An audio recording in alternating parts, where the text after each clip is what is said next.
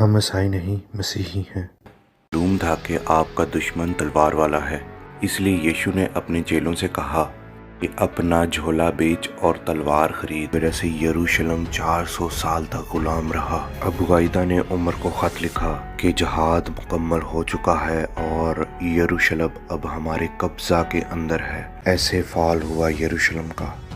مشہور یہی ہوا کہ اگر اپنی زندگی کو ہیل فائر سے بچانا ہے، یعنی جہنم کی آگ سے بچانا ہے، تو یروشلم کو بچانا ہوگا جو 400 سالوں سے مسلمانوں کے ہاتھوں سے جل رہا تھا۔ بیزنٹائن امپائر کے راجہ لیکسس فرسٹ کومنینوس نے جب دیکھا کہ ان کا کوئی ڈسپلن نہیں تو وہ پریشان ہو گیا۔ الیکسس نے پھر بھی ان لوگوں کو اناتولیا جانے دیا، یہ جانتے ہوئے کہ ان کے پاس کوئی جنگ کے سکلز نہیں ہیں، لیک آف ڈسپلن ہے، نو لیڈرشپ ہے، اور ان انڈسپلن لوگوں سے اپنی جان کو بچانے کے لیے، چھڑانے کے لیے اس نے ان کو وہاں جانے دیا، اور یہ سارے لوگ وہاں مارے گئے سلجوک ٹرکس کے ہاتھوں۔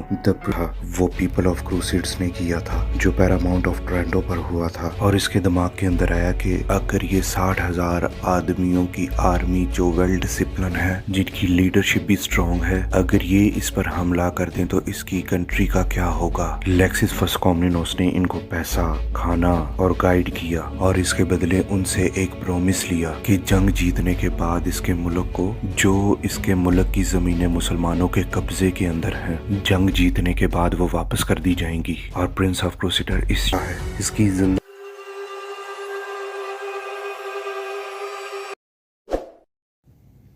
اور جب کروسیڈرز بوسفورس کو کراس کرنے لگے تو کروسیڈرز کے پاس بہت بڑی فوج تھی، خاص طور پر آرمر نائٹس، لیکن یہاں کا موسم بہت گرم تھا جس کی وجہ سے تمام لوگ بیمار ہونے لگے، اور مسلمانوں نے اس بات کا فائدہ اٹھایا اور مسلمان سلجوک ٹرک ان پر چھاپا مار یدھ کرنے لگے، کیونکہ یہ مڈل ایسٹ کے رہنے والے تھے جہاں بہت گرمی ہوتی ہے، لیکن ویسٹرن لوگوں کو یعنی کروسیڈرز کو گرم موسم کی عادت نہیں تھی، کیونکہ ویسٹ سارا ٹھنڈا علاقہ ہے، لیکن اناتولیا کے اندر بہت زیادہ گرمی تھی اور یہاں بارش بھی بہت کم ہوتی تھی، اور اگر بارش ہو جاتی تو کروسیڈرز کے لیے وہ موسم اور زیادہ خراب ہو جاتا تھا۔ لیکن مسلمان ایسے ماحول کے عادی تھے، ایسے موسم کے عادی تھے، اور ان کو چھپنے کی جگہوں کا پتہ تھا، اس لیے چھپ کر وار کیا کرتے تھے کروسیڈرز پہ۔ 1097 AD میں کروسیڈرز کو ایک فائدہ ہوا کہ اسلامک ورلڈ اور سلجوک ٹرکس کے اندر پھوٹ پڑ گئی۔ سیریا، دماسکس اور اینٹیوک کے اندر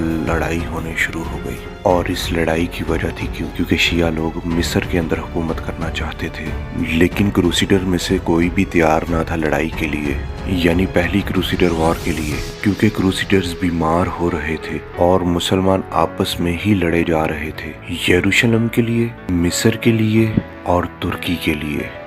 بیماری کے باوجود کروسیڈرز نے اپنے آپ کو ریڈی کیا اور جنگ کے میدان میں اترے۔ کروسیڈرز نے پہلی فتح نائسیا پر پائی، یہ وہی نائسیا ہے جو کبھی بیزنٹائن امپائر کا حصہ تھا۔ کروسیڈرز نے 6 ہفتے اس کو سیج کیا اور نائسیا کو 6 ہفتوں میں جیت لیا، لیکن یہاں مسلمانوں نے ایک شرارت کی۔ یہ جنگ کروسیڈرز نے جیتی تھی، لیکن لوگوں نے بیزنٹائن امپائر کی فوج کے آگے اپنے گھٹنوں کو ٹیک دیا۔ یہی وجہ تھی کہ کروسیڈرز بیزنٹائن امپائر کو دھوکے باز سمجھنا شروع کر دیا۔ ان کا رشتہ پہلے جیسا نہ رہا، جبکہ یہ مسلمانوں کی ایک چال تھی۔ کروسیڈر نے اپنے جیت کے سفر کو جاری رکھا۔ بہت گرمی میں انہوں نے 2 جتھے بنا لیے آگے بڑھنے کے لیے، گوڈفری آف بوہیمونڈ آف ٹرینٹو۔ ان دونوں کرسچنز لشکروں کو کروسیڈرز نے اپنے آپ کو 3 حصوں میں تقسیم کر لیا، کروسیڈر نائٹ، کروسیڈر انفینٹری اور تیسرا حصہ کروسیڈرز کیمپ فالوور۔ اس جگہ پر مسلمان گھات لگا کر بیٹھے تھے۔ اب جب ترکش مسلمانوں نے دیکھا کہ کروسیڈرز کی تعداد کم ہے تو ان پر اٹیک کرنے لگے۔ انہوں نے اپنے آپ کو 3 حصوں میں اس لیے ڈیوائیڈ کیا تاکہ اگر کروسیڈر نائٹ، کروسیڈر انفینٹری اور بہمونٹ وینگارڈ لڑتے لڑتے اگر ختم ہو جائیں، لیکن کروسیڈرز کیمپ والے واپس بھاگ جائیں، کیونکہ اس کے اندر عام لوگ تھے جو کروسیڈرز کا منوبل بڑھا رہے تھے۔ اب جب کروسیڈرز نے ترکیوں کا اٹیکنگ موڈ دیکھا تو یہ بھی اٹیک کرنے کے لیے آگے آئے، لیکن جب ان کی آرمی دیکھی تو یہ ڈیفینسو موڈ کے اندر چلے گئے۔ بہمونٹ وینگارڈ نے گوڈفری آف بوہیمونڈ یعنی کروسیڈر نائٹ سے کہا کہ ایک چھوٹا سا جتھا بناؤ، یعنی فوج کی ایک ٹکڑی بناؤ اور ہماری قریب کی الائنس کے پاس بھیجو۔ کہ دشمن کی فوج بہت بڑی ہے، اس لیے ہمیں آپ کی مدد کی ضرورت ہے۔ اس ٹکڑی کو روانہ کرنے کے بعد، ان کو بھیجنے کے بعد کروسیڈرز نائٹ ڈیفینسو ہو گئے، جیسا کہ کروسیڈرز نائٹ آگے تھے اور پیچھے کروسیڈر انفینٹری تھی، جنہوں نے کروسیڈرز کیمپ فالوورز کے گرد ڈیفینسو گھیرا بندی کر رکھی تھی کہ خدا نہ کرے کبھی کروسیڈرز نائٹ مارے جائیں تو crusaders infantry crusaders camp followers کی حفاظت کرتے کرتے اپنی جان دے دے گی۔ کروسیڈرز کیمپ فالوورز نے درمیان میں صلیبی جھنڈا اونچا کر دیا کہ جنگ کا میدان تیار ہے اور کروسیڈرز انڈر اٹیک ہیں، یعنی کروسیڈرز پر اٹیک کا خطرہ ہے۔ اور ایک سمہ ایسا آیا کہ ترکی فوج یعنی مسلمان فوج نے ان کو گھیر لیا۔ اب کروسیڈرز نائٹ کروسیڈر انفینٹری کے ساتھ مل گئے اور کروسیڈرز کیمپ فالوورز یہ سبھی گھبرا گئے۔ یہ 2-4 گھنٹے ایسے ہی سچویشن میں پھنسے رہے، لیکن کسی طرح سے کروسیڈرز نے انہیں روکے رکھا۔ اسی دوران آخری لمحوں میں بازی پلٹ گئی۔ گوڈفرے کی جو سینیہ ٹکڑی گئی تھی یعنی ریمونڈ، کروسیڈرز یعنی گوڈفرے کی مدد کو پہنچے۔ اب ترکی کے جو ٹروپس تھے وہ پینک ہو گئے۔ کروسیڈرز نائٹ نے اچانک ہی ایک طرف سے اور ریمونڈ نے دوسری طرف سے حملہ کر دیا۔ گوڈفرے یعنی کروسیڈرز اور ریمونڈ نے ترکیوں کی دوڑیں لگوا دی، ان کی ٹھیک طریقے سے مرمت کی اور یہ کروسیڈرز کے لیے ایک میجر وکٹری تھی۔ اناطولیہ اب کروسیڈرز کے قبضہ میں تھا اور جہاں ان کو چھوٹی ترکی فوج ملتی وہاں ان کو مار کر بھگا دیتے تھے۔ ایسا ہی ایک واقعہ ہیراکی اناطولیہ میں ہوا۔ ترکی کے مسلمانوں کو کروسیڈرز نے یہاں بھی لوہے کے چنے چبوا دیے۔ کروسیڈرز نے کچھ ٹائم ہیراکیا کے اندر گزارا اور ایک فوج کا دستہ یہاں چھوڑا تاکہ یہاں کے معاملات کو سنبھال سکے، جبکہ اناطولیہ بہت بڑا ملک تھا، اس لیے کروسیڈرز نے سوچا کہ ہم پورے ملک کا جائزہ لے لیں کہ کوئی گھسپیٹیاں اناطولیہ کے اندر تو نہیں۔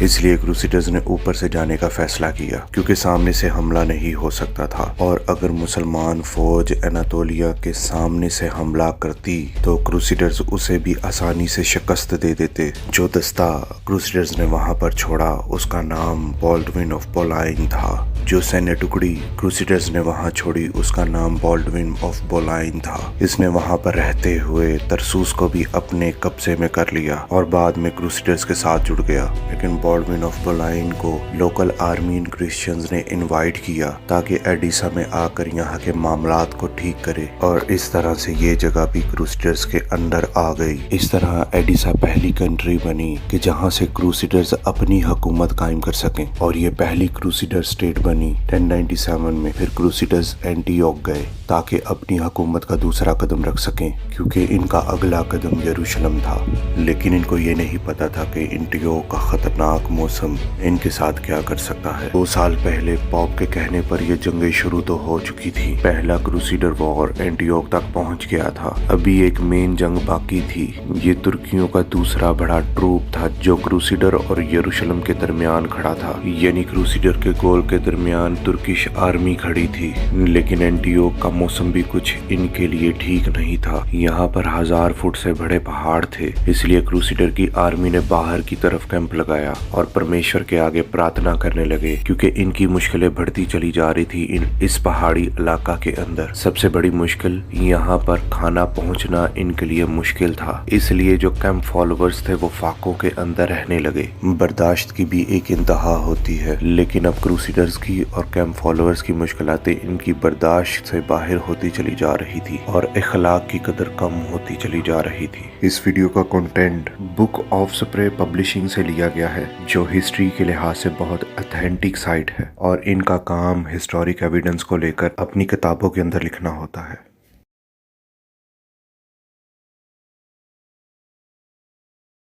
آپ کو ہماری یہ ویڈیو پسند آئی ہے تو چینل کو سبسکرائب کیجئے، ویڈیو کو لائک کیجئے اور شیئر کیجئے زیادہ سے زیادہ، تاکہ پرمیشور کا وچن زیادہ سے زیادہ دنیا میں پھیل سکے اور اس کی بادشاہی جیسے آسمان پر ہے اور ویسے ہی زمین پر بھی پوری ہو سکے۔